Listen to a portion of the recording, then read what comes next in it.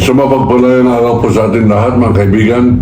Ito po ang Kawal ng Demokrasya, Kawal di Carbonel. Nagpapabot po sa inyo ng isang pagbati at pagpapasa inyo sana ng isang mapayapang araw. Mga kaibigan, sa nangyayari po ngayon sa buong mundo, lahat po ay nagugumihanan, lahat ay agitated, alerto, nag-aalaala.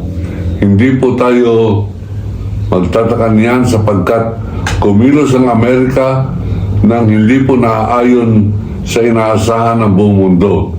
At yan ang pagiging terorista sa buong mundo.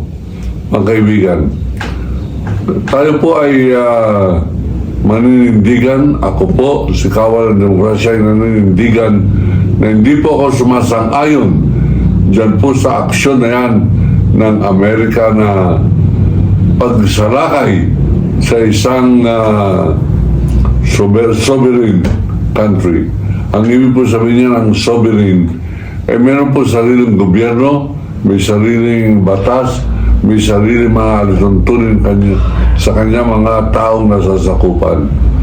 At nung isang gabi, sapagkat ako po ay hindi nagkokodigo, parating sa puso at utak ko na nanggagaling ang aking komentaryo, na dulas po ako, sinabi ko, demokratikong gobyerno. Nakasanayan po sa kasi natin yan. I stand corrected. Meron po nag-comment na hindi raw democratic ang Iran. Totoo po yan. Yan po ay parang more religious than democratic. Yung kanila pong pinapairal ay pinapairal po sa ayon po sa Quran. Yung way of life, guidance of their government is Quranic. Yan po ang dyan, hindi po yan kasalanan. Yan po ay type of leadership na kung sa Communist China, ang kanila ay dictatorial, authoritarian ang tawag dyan. Para authority, para pong strong arm government. Yan po. Ito naman, parang strong arm policeman of the universe naman itong Amerika, sapagkat kung sinong gusto nilang kampihan, kinakampihan nila kahit na mali. Halimbawa, ang tingin ko'y mali yan Israel, na yan po ang mga away ng ibang bansa, mga agaw ng territory, sapagkat sa kanilang Biblia, yung kanila pong Talmud ay nagpapakita na sila God's chosen people. Napakalupit na Diyos to kung ang kanyang pinili ay konti lamang tao pala, ang kanyang piniling basbasan ng biyaya.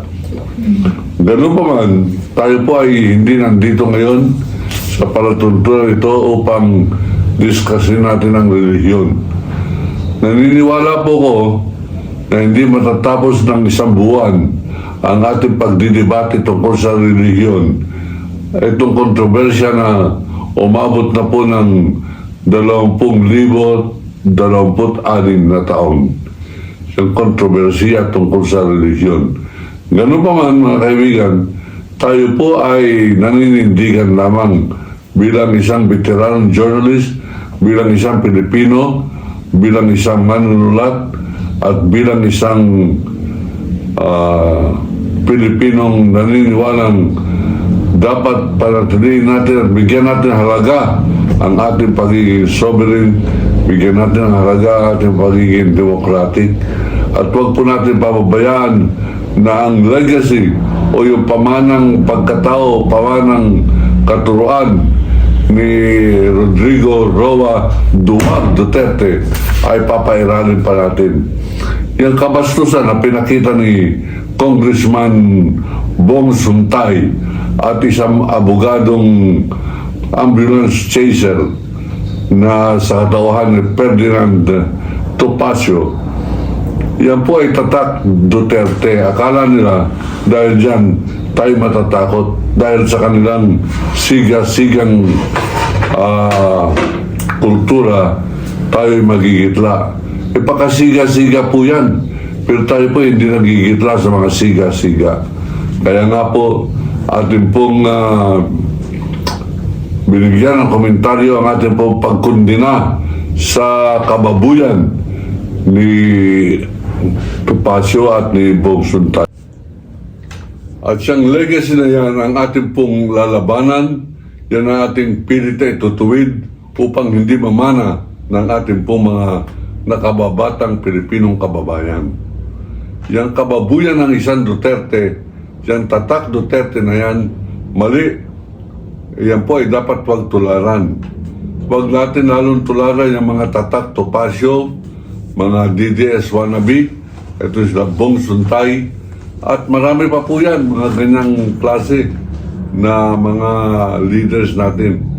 Akala nila, epektibo yung pagiging siga-siga. Tayo po ay lilibot sa buong Pilipinas upang sa ganun ay makakalap po tayo ng maraming members na magsusubscribe para sa ganun, pag tayo po magpipetition, halimbawa sa United Nations, abay, iba na po ngayon, hindi na tayo magprepresenta ng napakaraming pirma. Titignan na lamang. Who is this guy? Oh, he has 1 million subscribers, sir. Madali pa rin mapaliwanag nga at madaling intindihin pag sinabi nilang electronically followed this Carbonell. Ayan.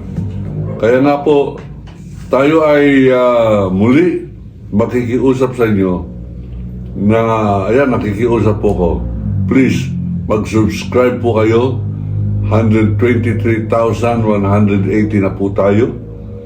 Ang akin po ambisyon ay umabot po ng 1 million para sa ganun. Sa akin pagiging manunulat, parati ko magsusunod ng petition at nakalagay, Wally Carbonell, host of Kawal and Demokrasya with 1 million subscribers.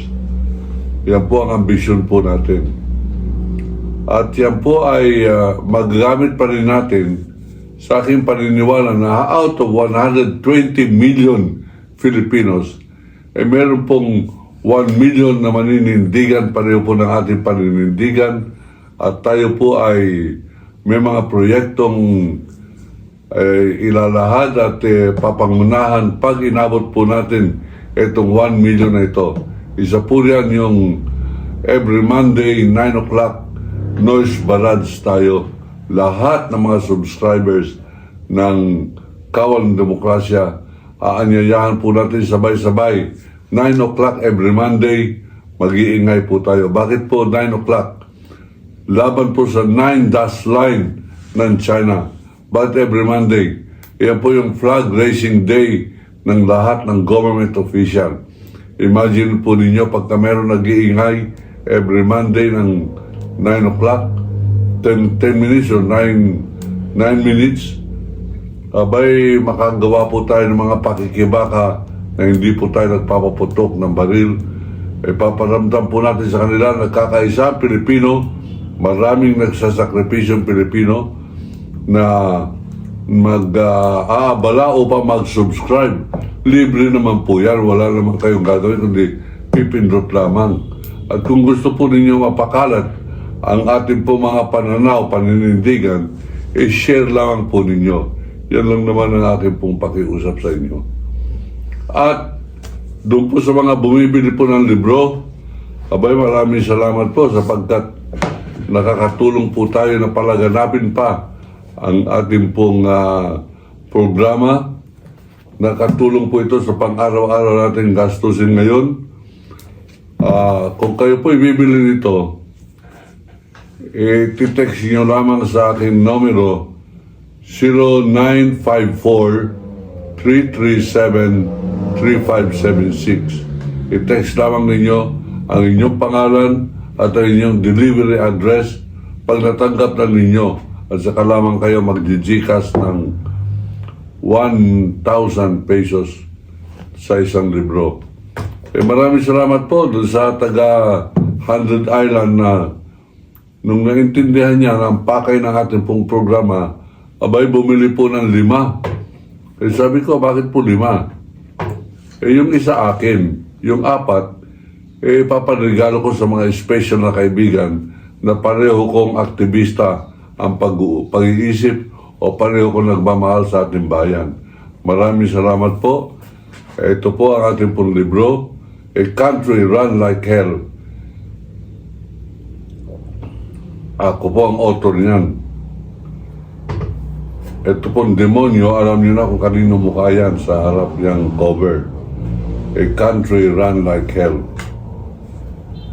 Okay, hanggang dito na lamang po at tayo po ay magpapaalam panandalian. Bukas meron po tayong isang malaking pasabog na gagawin at sana po ngayon pa lamang mag-subscribe na kayo upang sa ganun makikita ko, ma-inspire ako doon po sa bilang ng bagong subscribers po natin.